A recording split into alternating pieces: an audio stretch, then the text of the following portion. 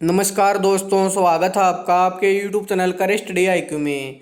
आज हम 24 सितंबर 2020 की नेशनल करंट अफेयर करेंगे और यह वीडियो आने वाले दिल्ली पुलिस एग्जाम्स और ऑल गवर्नमेंट एग्जाम के लिए अति महत्वपूर्ण है। और इस वीडियो की PDF वीडियो के नीचे डिस्क्रिप्शन में मिलेगी। और आज का पहला प्रश्न है, हाल ही में विश्व बैंक द्वारा जारी मानव पूंजी सूचकांक में भारत किस स्थान पर है? प्रश्न 116वां, 120वां, 125वां, 127वां। इसका सही आंसर 116वां। विश्व बैंक ने human capital in the time of कोविड-19 शीर्षक एक रिपोर्ट जारी की है। मानव पूंजी सूचकांक 2020 ह्यूमन डेवलपमेंट प्रैक्टिस ग्रुप और विश्व बैंक के विकास अर्थशास्त्र ग्रुप के बीच एक सहयोग है। मानव पूंजी सूचकांक 2020 में शामिल 174 देशों में भारत को 116वें स्थान पर रखा गया है। इस मानव पूंजी सूचकांक में सिंगापुर 0.88 स्कोर के साथ पहले, हांगकांग और चीन 0.81 स्कोर के साथ दूसरे, जापान 0.80 स्कोर के साथ तीसरे स्थान पर है। भारत 0.49 स्कोर के साथ 116वें स्थान पर है। मानव पूंजी सूचकांक 2020 के बारे में, वर्ष 2020 के ह्यूमन कैपिटल इंडेक्स अपडेट में मार्च 2020 तक दुनिया के 174 देशों की 98% आबादी को कवर करने वाले स्वास्थ्य और शिक्षा डेटा शामिल हैं। इनसे बच्चों के स्वास्थ्य और शिक्षा पर एक पूर्व महामारी संबंधी आधार रेखा प्रदान की है। मानव पूंजी को मापते हुए आज जन्मे बच्चे को अपने 18वें जन्मदिन तक प्राप्त करने की उम्मीद की जा सकती है। HCI इस बात पर प्रकाश डालता है कि वर्तमान स्वास्थ्य और शिक्षा के परिणाम कैसे श्रमिकों की अगली पीढ़ी की उत्पादकता को आकार देते हैं। विश्व बैंक के अध्यक्ष हैं डेविड रॉबर्ट मेल्ग। इसका मुख्यालय वाशिंगटन अमेरिका में। अगला प्रश्न है, 2 अक्टूबर 2020 को होने वाले वैश्विक भारतीय वैज्ञानिक शिखर सम्मेलन का उद्घाटन कौन करेंगे? प्रश्न प्रहलाद सिंह पटेल, नरेंद्र मोदी, डॉक्टर हर्षवर्धन, इनमें से कोई नहीं। इसका सही आंसर है नरेंद्र मोदी। प्रधानमंत्री नरेंद्र मोदी वीडियो कॉन्फ्रेंसिंग के माध्यम से 2 अक्टूबर 2020 को वैश्विक भारतीय वैज्ञानिक शिखर सम्मेलन का उद्घाटन करेंगे। महीने भर चलने वाली यह समिट उभरती चुनौतियों को हल करने के लिए वैश्विक भारतीय शोधकर्ताओं की विशेषज्ञता और ज्ञान का लाभ उठाने और वैश्विक आउटरीच के माध्यम से देश में ज्ञान और नवाचार का एक पारिस्थितिक तंत्र बनाने के लिए एक मंच प्रदान करेगी। विभव शिखर सम्मेलन भारत के सभी S&T और अकादमिक संगठनों की एक संयुक्त पहल है, जो कि अच्छी तरह से समझे गए उद्देश्यों के लिए समस्या समाधान दृष्टिकोण के साथ विचार प्रक्रियाओं, प्रथाओं और R&D संस्कृति पर विचार विमर्श को सक्षम करने के लिए है।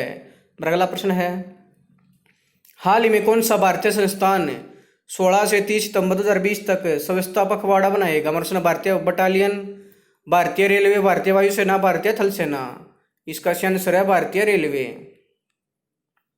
भारतीय रेलवे 16 से 30 सितंबर 2020 तक स्वच्छता पखवाड़ा मना रहा है। पखवाड़े के उद्घाटन दिवस पर सभी जोनल रेलवे मुख्यालयों, मंडल कार्यालयों और अन्य प्रतिष्ठानों में रेलवे कर्मचारियों को स्वच्छता का संकल्प दिलाया गया। पखवाड़े के दौरान प्लास्टिक कचरे के प्रबंधन पर विशेष ध्यान देते हुए स्टेशनों, ट्रेनों, पटरियों, कॉलोनियों और अन्य रेलवे प्रतिष्ठानों की व्यापक साफ सफाई और स्वच्छता पर विशेष ध्यान दिया जाएगा। संयुक्त राष्ट्र पर्यावरण कार्यक्रम के साथ मिलकर उत्तर रेलवे के माध्यम से रेलवे बोर्ड ने स्वच्छता और पर्यावरण विषय पर एक वेबिनार का आयोजन किया। कोविड महामारी के कारण 16 सितंबर से शुरू होकर 30 सितंबर 2020 तक चलने वाले स्वच्छता पखवाड़े की शुरुआत के लिए वर्चुअल माध्यम वेबिनार आयोजित किया गया। सत्र के दौरान चर्चा में आए कुछ प्रमुख मुद्दे: भारतीय रेलवे द्वारा उचित ठोस अपशिष्ट प्रबंधन, पानी की बचत और ऊर्जा संरक्षण आदि के लिए उठाए गए कदम, स्वच्छ भारत मिशन के साथ IR पहलों का सम्मिलन, रेलवे स्टेशनों की ग्रीन रेंटिंग, प्लास्टिक कचरे से निपटना, सर्कुलर इकोनॉमी पर दृष्टिकोण। अगला प्रश्न है, हाल ही में रसायन एवं उर्वरक मंत्रालय के अंतर्गत आने वाले सार्वजनिक उपक्रम किसको उसके सभी उत्पादों के लिए bureau of Indian standards BIS प्रमाणन प्रदान किया गया? प्रश्न है HOCL, इसरो, DRDO, ICMR। इसका सही आंसर है HOCL। रसायन एवं उर्वरक मंत्रालय के अंतर्गत आने वाले सार्वजनिक उपक्रम हिंदुस्तान ऑर्गेनिक केमिकल्स लिमिटेड को उसके सभी उत्पादों के लिए bureau of Indian standards BIS प्रमाणन प्रदान किया गया है।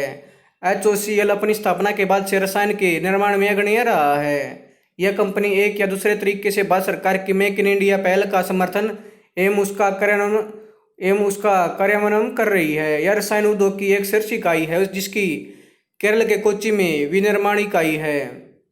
हिंदुस्तान ऑर्गेनिक केमिकल्स लिमिटेड के सभी उत्पादों को व्यापक रूप से स्वीकार किया जा रहा है, विशेष रूप से फार्मास्यूटिकल उद्योग में जहां उत्पाद की उच्चतम गुणवत्ता की मांग की जाती है। अब इसे अपने उत्पादों में बेहतर गुणवत्ता प्राप्त करने के लिए निरंतर प्रयास के प्रमाण के रूप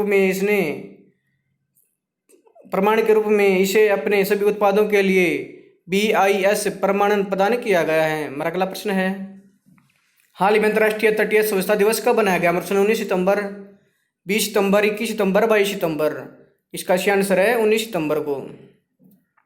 अंतर्राष्ट्रीय तटीय स्वच्छता दिवस पारंपरिक रूप से सितंबर के तीसरे शनिवार को मनाया जाता है। वर्ष 2020 में इस दिन को 19 सितंबर को बनाया गया। अंतर्राष्ट्रीय तटीय स्वच्छता दिवस 2020 की थीम अचीविंग ए ट्रेस फ्री कोस्टलाइन। पहला अंतर्राष्ट्रीय तटीय स्वच्छता दिवस 1986 में मनाया गया था। इस अभियान का उद्देश्य आम जनता के बीच समुद्र तटों का सम्मान करने और हमारे पर्यावरण की सुरक्षा करने की भावना को जागृत करना था।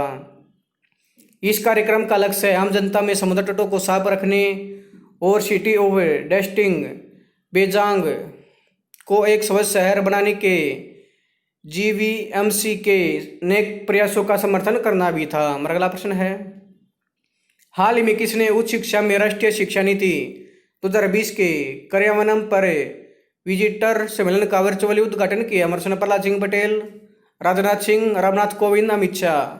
इसका सही आंसर है रामनाथ कोविंद। राष्ट्रपति श्री रामनाथ कोविंद ने उच्च शिक्षा में राष्ट्रीय शिक्षा नीति 2020 के कार्यान्वयन पर विजिटर सम्मेलन का वर्चुअली उद्घाटन किया। सत्र के दौरान राष्ट्रपति ने कहा कि राष्ट्रीय शिक्षा नीति का उद्देश्य समावेश और उत्कृष्टता के दोहरे उद्देश्य को प्राप्त करके 21वीं सदी की जरूरतों को पूरा करने की दिशा में शिक्षा प्रणाली को पुनर्जीवित करना है। यह सभी को गुणवत्तापूर्ण शिक्षा प्रदान करके एक न्याय संगत और जीवंत ज्ञान समाज विकसित करने की दृष्टि भी निर्धारित करता है। सम्मेलन के दौरान नई शिक्षा नीति को आगे बढ़ाने के लिए मल्टी डिसिप्लिन और समग्र शिक्षा, उच्च शिक्षा में अनुसंधान और नवाचार, उच्च शिक्षा में डिजिटल परिवर्तन, अंतर्राष्ट्रीयकरण और वैश्विक रैंकिंग, इक्विटी, समावेश और अक्षमता निर्माण पर विभिन्न सत्र आयोजित किए गए। हमारा अगला प्रश्न है, हाल ही में किसने अपने राष्ट्रपति कार्यकाल के संस्मरण के पहले संस्करण ए प्रोमिस्ड लैंड को जारी करने की घोषणा की है? हमारे ऑप्शन है Donald Trump, Barack Obama, doctor Manmohan Singh, उपरोक्त सभी। इसका सही आंसर है बराक ओबामा ने। पूर्व अमेरिकी राष्ट्रपति बराक ओबामा ने अपने राष्ट्रपति कार्यकाल के संस्मरण के पहले संस्करण ए प्रोमिस लैंड को जारी करने की घोषणा की है। 768 पन्नों की इस किताब को पेंगुइन रैंडम हाउस द्वारा प्रकाशित किया गया है और इसे 17 नवंबर 2020 को 25 भाषाओं में जारी किया जाएगा। ए प्रोमिस्ड लैंड पुस्तक के 2 संस्करणों में से पहला संस्करण है। इस संस्करण में उनके प्रारंभिक राजनीतिक जीवन 2008 के राष्ट्रपति अभियान और 2011 में ओसामा बिन लादेन की मृत्यु के साथ समाप्त करके उनके पहले कार्यकाल के बारे में जानकारी होगी। अगला प्रश्न है, हाल ही में किसको राष्ट्रीय तकनीकी अनुसंधान संगठन का प्रमुख नियुक्त किया गया? प्रश्न है प्रमोद कोहली, शेखर कपूर, अनिल दसमाणा, सुरेंद्र सिंह। इसका सही आंसर है अनिल दसमाणा को।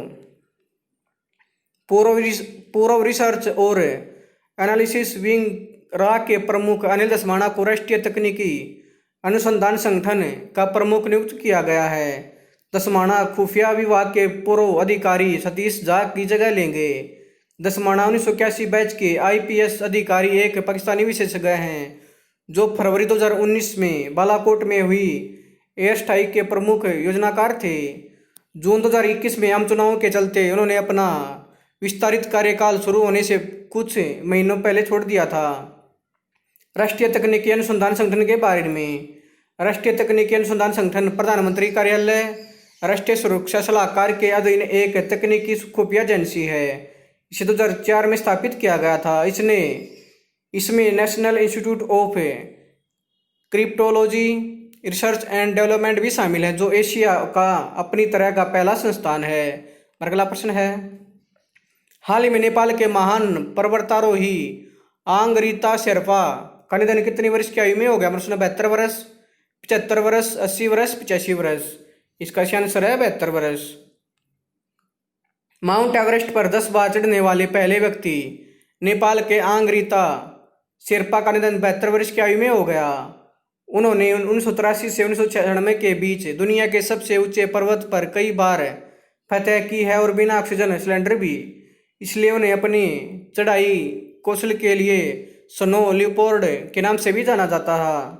दिग्गज पर्वतारोहण को बिना ऑक्सीजन का उपयोग किए 8,848 मीटर ऊंचे माउंट एवरेस्ट पर सबसे सफल आरोही के लिए एक प्रतिष्ठित गिनीज वर्ल्ड रिकॉर्ड प्रमाण पत्र से सम्मानित किया गया था। इसके अलावा गिनीज वर्ल्ड रिकॉर्ड ने उन्हें दिसंबर 1987 में बिना ऑक्सीजन का उपयोग किए सर्दियों में एवरेस्ट पर चढ़ने वाले पहले व्यक्ति के रूप में भी मान्यता दी थी। अगला प्रश्न है, हाल ही में अंतर्राष्ट्रीय रेड पांडा दिवस कब 2020 कब बनाया गया? प्रश्न है 19 सितंबर, 20 सितंबर, 21 सितंबर, 22 सितंबर। इसका सही आंसर है 19 सितंबर को। हर साल सितंबर के तीसरे शनिवार को लाल पांडाओं के संरक्षण के मुद्दे के बारे में लोगों में जागरूकता बढ़ाने और समर्थन देने के लिए अंतर्राष्ट्रीय रेड पांडा दिवस मनाया जाता है। वर्ष 2020 में IRPD को 19 सितंबर 2020 को बनाया गया। इस दिन की शुरुआत साल 2010 में रेड पांडा नेटवर्क द्वारा की गई थी। 18 सितंबर 2010 को पहला अंतर्राष्ट्रीय रेड पांडा दिवस बनाया गया था। लाल पांडाओं के बारे में, लाल पांडा की 2 अलग प्रजातियां हैं। इनमें पहली एलिवर्स फ्यूल्जेंस, जिसे आमतौर पर हिमालयन रेड पांडा के नाम से जाना जाता है, जबकि दूसरी एलिवर्स फ्यूल्जेंस सतियानी है, जिसे आमतौर पर चाइनीज रेड पांडा के नाम से जाना जाता है। ये ज़्यादातर पूर्वी हिमालयी क्षेत्र और दक्षिण पश्चिमी चीन में पाए जाते हैं। आनुवंशिक रूप से लाल पांडा मांसाहारी प्रजाति से संबंधित है, लेकिन वे ज़्यादातर बांस की शाखा, मशरूम आदि सहित पक्षियों, अंडों और कीड़ों को भी खाते हैं। इन लाल पांडाओं की औसत आयु 23 वर्ष होती है और मादा पांडा 12 साल की उम्र के बाद प्रजनन करना बंद कर देती है। रेड पांडा नेटवर्क के संस्थापक हैं ब्रायन विलियम्स और इसका मुख्यालय है यूजिन, ओरेगन में।